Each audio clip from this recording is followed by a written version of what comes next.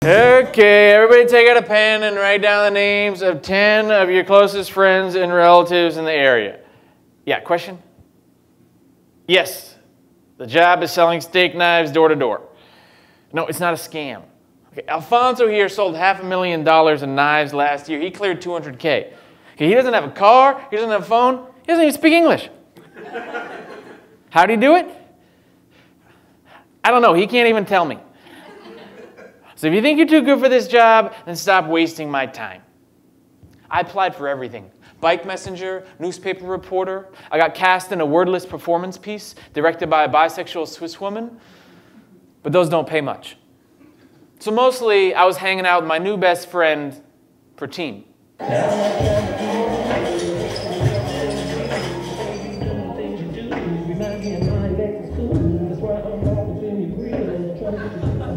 Man, maybe you should stop listing freestyle rapping and Microsoft Word proficient as job skills on your resume. I mean, this is Chicago 2003, not Costa Rica 1999. Did this suit help? The job was selling steak knives, and everyone got the job, and everyone else is wearing shorts. Oh, yeah, I'll have Rolling Rock, please. And Rolling Rock is like the Denny's of beers. It's not that classy.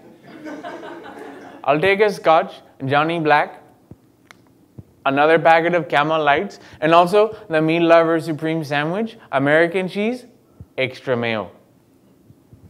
Man, I know lots of old Jewish ladies on North Shore who'd buy like 4 packs of knives if you just had lunch with them. And they used to think I'm cute, but after 9/11 I had to chop my ponytail and nothing, man. And that took like 3 years to grow in Calcutta, so I'm screwed.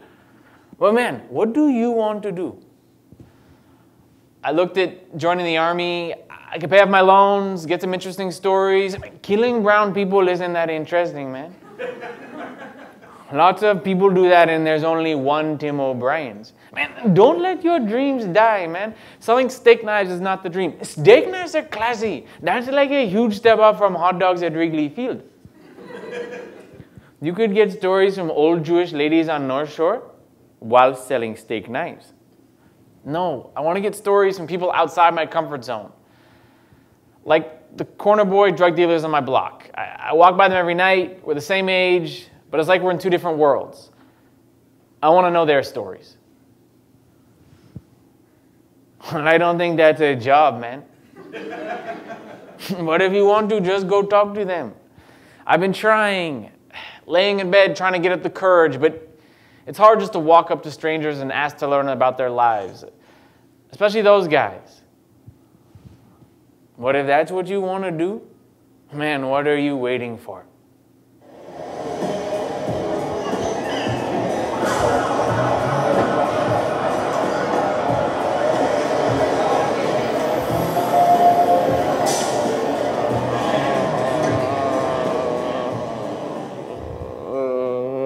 That didn't work.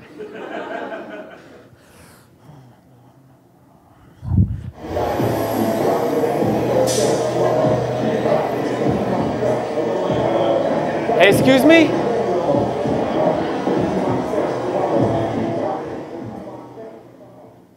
What's up, Ma? I'm Coco. What you need? You want to do a play? A badass? We're gonna be a ghetto-ass play or some Broadway type shit. Cause I do love me a good musical.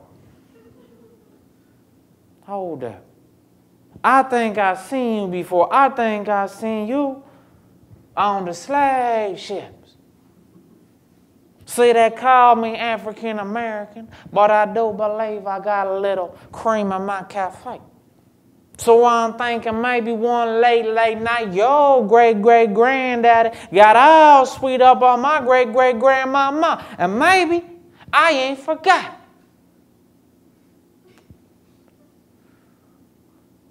Well, seeing as you a gentleman, must have been he was too.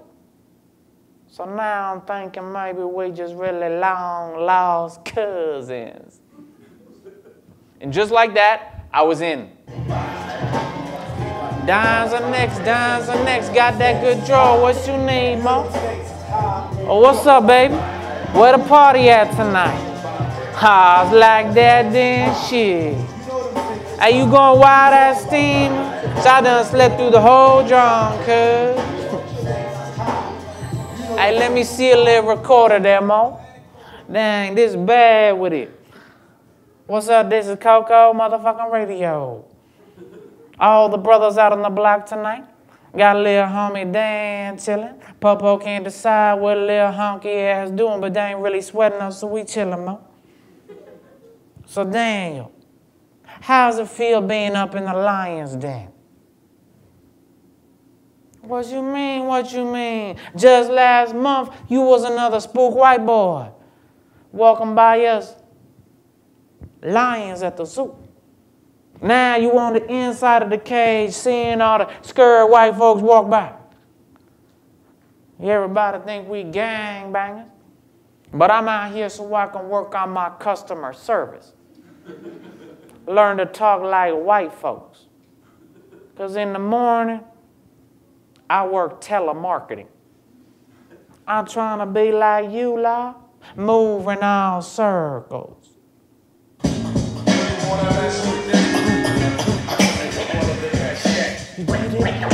You did it.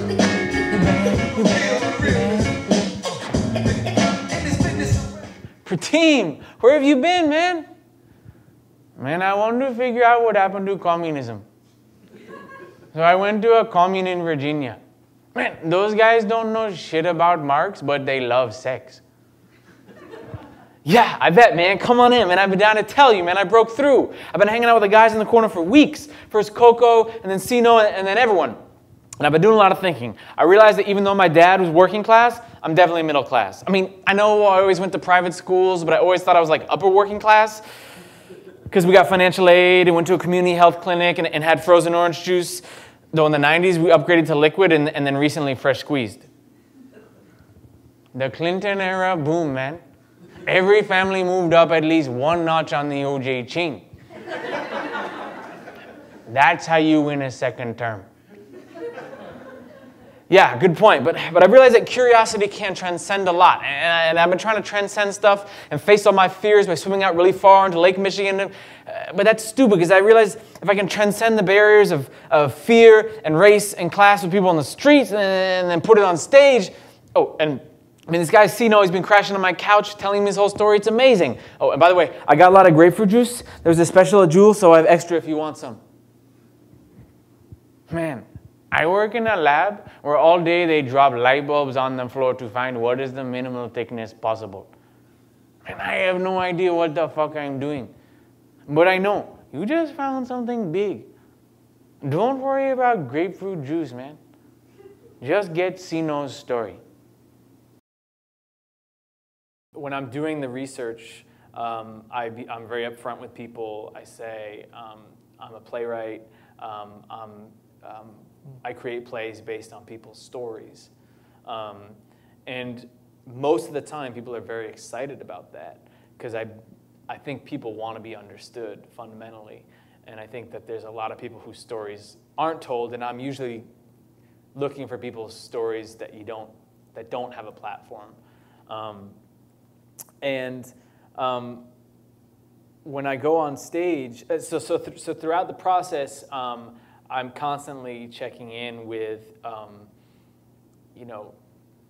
do I love this character? I always love the character, I know, and I always want my audience to love those characters too. And that can be hard. I did a show previous to this called The Real Americans, in which I went through small town in rural America and talked to a lot of people who had there was a lot of hardcore racism, and there were some characters that I put on stage, and I felt like my audience couldn't love them. And that was hard for me because even though they're saying this stuff, or here, the Aryan Brotherhood guy, he's saying some really intense stuff that obviously I don't agree with, but I loved him because he was vulnerable and open, and he trusted me with his story. And I live in New York, I perform in New York, I perform all over the country, but there's some very intense critics in New York, and I remind myself when I go on stage, I'm not performing for them. I'm performing for the people whose stories I got. And that that hopefully keeps me centered and calms my nerves a little bit. But it also just reminds me, like, that's why I'm doing this. You know, it's weird because I'm a solo performer, and generally solo performers, you think, oh my God, that's like the most self-absorbed exercise possible. But I don't ever think of myself as like a monologuist. I feel like I'm just telling all these different people's stories.